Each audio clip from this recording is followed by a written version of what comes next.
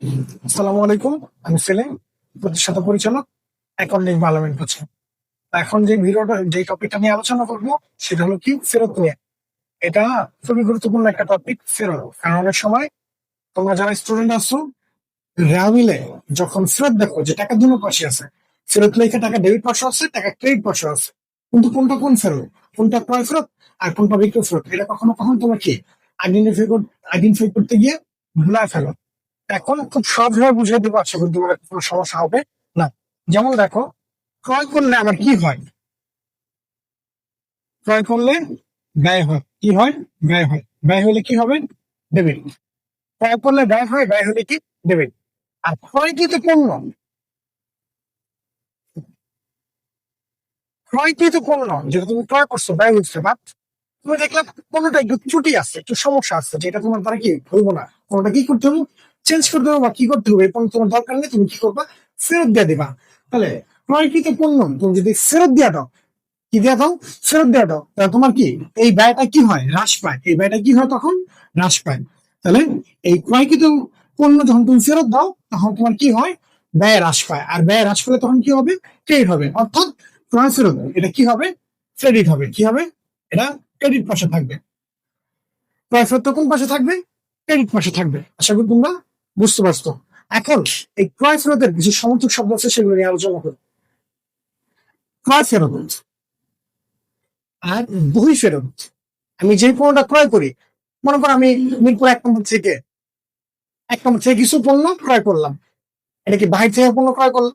এখন ফেরত দিলে যে ত্রুটি থাকে, আমার গোডাউনে আনার পরে দেখলাম কি ত্রুটি আছে, এখন ফেরত দিলে কোথায় দিব? আমি বাইরে পণ্যটা ফেরত দিব। তাহলে ক্রয় ফেরত আর বহি ফেরত, এই দুটোটা কি কথা? একই কথা। আর বহি ফেরত আর বহির্মুখী ফেরত, মানে বাইরের মুখে বা বাইরের দিকে। ঠিক আছে, আমার গোডাউনের বাইরে আমি কি করতেছি? ফেরত দিচ্ছি। তো এটা কি? বহির্মুখী ফেরত, বই ফেরত, এগুলা কি কথা? একই কথা। এগুলা কি? সমর্থক শব্দ। তাহলে ক্রয় ফেরত, বই ফেরত, বহির্মুখী ফেরত, এই তিনটা আমার কি শব্দ? সমর্থক শব্দ। একই কথা। আর এই ক্রয় করলে আমার ব্যয় হয়, ব্যয় হলে কি হয়? ডেবিট। ক্রয় করলে ব্যয় হয়, ব্যয় হলে ডেবিট। আর ক্রয়কৃত পণ্য যদি আমি ফেরত দিয়ে দিই, তাহলে কি হবে? আমার ব্যয় কমে যাবে। আর ব্যয় কমলে কি হবে? ক্রেডিট হবে। ব্যয় কমলে কি হবে? ক্রেডিট। এই তিনটা শব্দের বাহিরে কখনো কখন কি আরেকটা শব্দ বলতে পারে যে ফেরত দেওয়া হলো। ফেরত কি করা হলো? দেখা হলো আমি বাইরের থেকে পণ্য কিনছি, আমি বাহিরে পণ্যটা কি করছি? ফেরত দিয়ে দিচ্ছি, তাহলে ফেরত দেওয়া হলো। তাহলে ফেরত দেওয়া হলো। এই এই 1 2 3, এই চার, এই চারটা কি শব্দ? একই শব্দ। ক্রয় ফেরত, বই ফেরত, বহির্মুখী ফেরত, আর ফেরত দেওয়া হলো। কি দেওয়া হলো? ফেরত দেওয়া হলো। এইগুলা কি সব আমার ক্রয় ফেরত। আর ক্রয় করলে ব্যয় হয়, ব্যয় হলে ডেবিট। আর ক্রয়কৃত পণ্য ফেরত দিলে আমার ব্যয় হ্রাস পায়। কি হ্রাস পায়? ব্যয় হ্রাস পায়। ব্যয় হ্রাস পাইলে কি হবে? ক্রেডিট। এর ফলে কি হ্রাস পাইলো? ব্যয় হ্রাস পাইলো। কি হ্রাস পাইলো? ব্যয় হ্রাস পাইলো। ব্যয় হ্রাস পাইলে কি হয়? ক্রেডিট হয়। আচ্ছা, এখন এই ক্রয় ফেরতের সাথে আরেকটা যার সাথে লিঙ্ক আছে, সেগুলো কি? বিক্রয় ফেরত। সেই বিক্রয় ফেরত নিয়ে কি আলোচনা করছে দেখো। বিক্রয় ফেরত, বিক্রয় ফেরত। দেখো, এখানে কি লিখছি? বহি ফেরত। এখানে কি লিখছি? এখানে লিখছি বহি ফেরত। তাহলে এখানে যদি বহি ফেরত হয়, তাহলে এখানে কি লিখবো আমরা? আন্ত ফেরত। এখানে কি লিখছি? বহির্মুখী ফেরত। তাহলে এখানে কি হবে? অন্তর্মুখী ফেরত। কি ফেরত? অন্তর্মুখী। তাহলে কি লিখলাম আমরা? আন্ত ফেরত। কি ফেরত? আন্ত ফেরত। আন্ত ফেরত আর অন্তর্মুখী কি মুখী?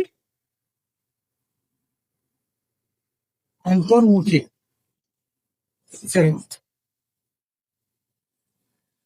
এই আন্ত ফেরত আর অন্তর্মুখী ফেরত, এই দুটো আবার কি শব্দ? একই শব্দ, সমর্থক শব্দ। তাহলে দেখো, আমার যখন আমরা ক্রয় করছি তখন ব্যয় হয়েছে, তাহলে বিক্রয় করলে আমার কি হবে? বিক্রয় করলে আমার কি হবে? আয় হবে। বিক্রয় করলে কি হয়?